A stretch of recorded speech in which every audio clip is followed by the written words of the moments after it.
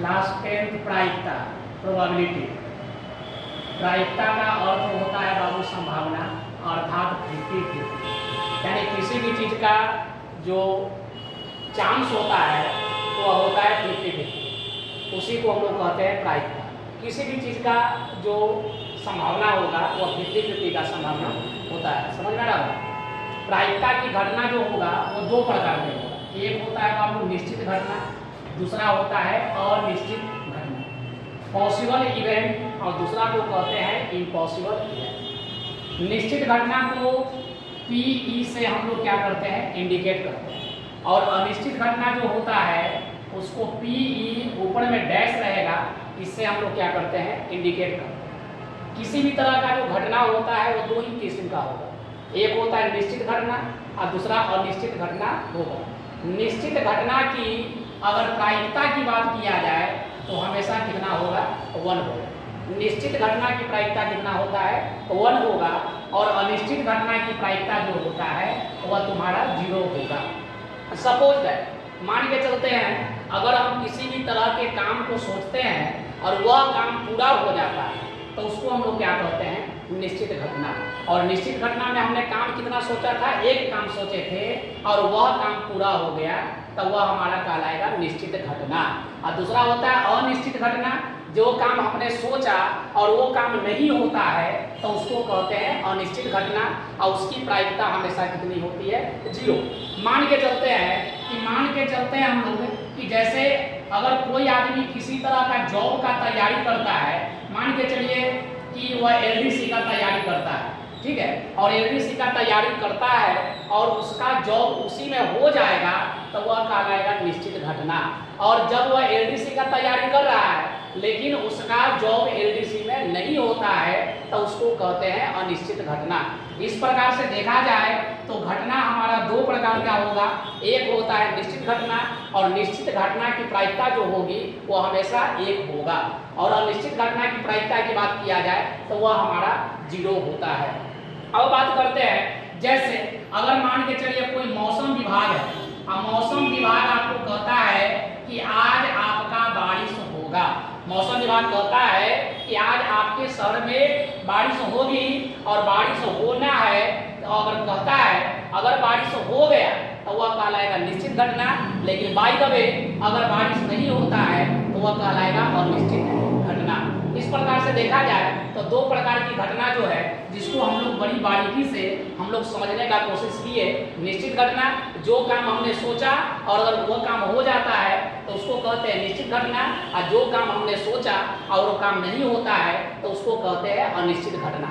सबसे पहली बात, एक व्यक्ति थे जिसका नाम था बाबू जेरोम कार्डन। जेरोम कार्डन जो थे इटालियन मैथमेटिशियन थे। इन्होंने एक किताब लिखा था, एक बुक लिखे थे, book on games of chance, यानी किसी भी चांस की बात किया जाए और वह चांस जो होता है उसी को हम लोग कहते हैं प्रायिकता। समझ आ रहा है? और ये प्रायिकता जो होता है उसको इंग्लिश में कहते हैं प्रोबेबिलिटी, और जिसका अर्थ होता है बाबू संभावना। संभावना कभी भी हो सकता है। जैसे अगर हम लोग बात करते हैं, जैसे सबसे पहली बात ये पॉइंट को आपको याद रखना है और ये भी पॉइंट आपको याद रखना है जो कि आपको ऑब्जेक्टिव में क्वेश्चन पूछेगा कि निश्चित घटना की प्रायिकता कितनी होती है, तो 1 होता है, और अनिश्चित घटना की प्रायिकता कितना होता है, तो 0 होता है। समझ आ रहा है? और ये जो संभावना होता है, संभावना किसी भी चीज का हो सकता है। जैसे कोई आदमी जो है अगर मान के चलिए कि किसी भी तरह के पॉइंट्स को क्या करता है, टॉस करता है, तो पॉइंट्स को जब टॉस करता है तो कोई भी आदमी बोलता है हेड, अगर कोई व्यक्ति बोलता है टेल, तो दोनों को 50-50 का चांस है। हेड भी हो सकता है और तुम्हारा टेल भी हो सकता है। ये दोनों को देखा जाए तो 50-50 का चांस आपका क्रिएट होता है। यहाँ पर किसी तरह का ऐसा नहीं कहा जा सकता है कि एकदम से केवल हेड आएगा, एकदम से केवल टेल आएगा, ऐसा नहीं होता है। ये दोनों में से किसी भी एक तरह का चीज आ सकता है, यानी दोनों का जो देखा जाए तो यहाँ पर 50-50 का चांस होगा। समझ आ रहा? और ये जो होता है बाबू, इसको हम लोग कहते हैं संभावना। यहाँ पर दो क्वेश्चन आपको याद रखना है, निश्चित घटना की प्रायिकता होता है 1 और अनिश्चित घटना की प्रायिकता कितना होता है, 0। दूसरी बात अगर बात करते हैं हम लोग, तो प्रायिकता क्या क्या हो सकता है, तो याद रखना है कि प्रायिकता जो है, प्रायिकता हमेशा 0 से बराबर जीरो से बड़ा हो सकता है, हो सकता है। प्रायिकता हमेशा जीरो के बराबर या जीरो से बड़ा हो सकता है। अर्थात अगर बात किया जाए तो प्रायिकता हमेशा जीरो और एक के बीच में होता है, जीरो और एक के बीच में होता है। प्रायिकता हमेशा जीरो और एक के बीच में ही होगा। या तो प्रायिकता जीरो होगा, या तो प्रायिकता 1 होगा, और नहीं तो प्रायिकता जीरो और एक के बीच में होगा। प्रायिकता कभी भी एक से बड़ा नहीं होता है। याद रखना है कि प्रायिकता कभी भी एक से बड़ा नहीं हो सकता है। प्रायिकता कभी भी एक से बड़ा नहीं हो सकता है। अगर तुमसे कोई ऑब्जेक्टिव में क्वेश्चन पूछता है कि 1, 2, 0,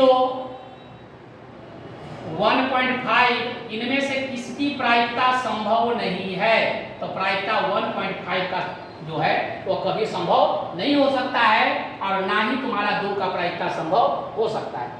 प्रायिकता संभव किसका होगा? 1 का होगा और 0 का होगा, लेकिन एक से बड़ा है तुम्हारा 2 और दूसरा हो गया 1.5, ये दोनों एक से बड़ा है, इसलिए प्रायिकता संभव किसका नहीं हो सकता है? तो 2 का नहीं हो सकता है, 1.5 का नहीं हो सकता है। दूसरी बात, अगर कोई क्वेश्चन माइनस में देता है तो ये भी आपका प्रायिकता नहीं होगा और ये भी आपका प्रायिकता नहीं होगा। अर्थात आप कह सकते हैं कि प्रायिकता जो है, प्रायिकता कभी भी माइनस अर्थात नेगेटिव में नहीं हो सकता है। प्रायिकता कभी भी माइनस में नहीं होता है।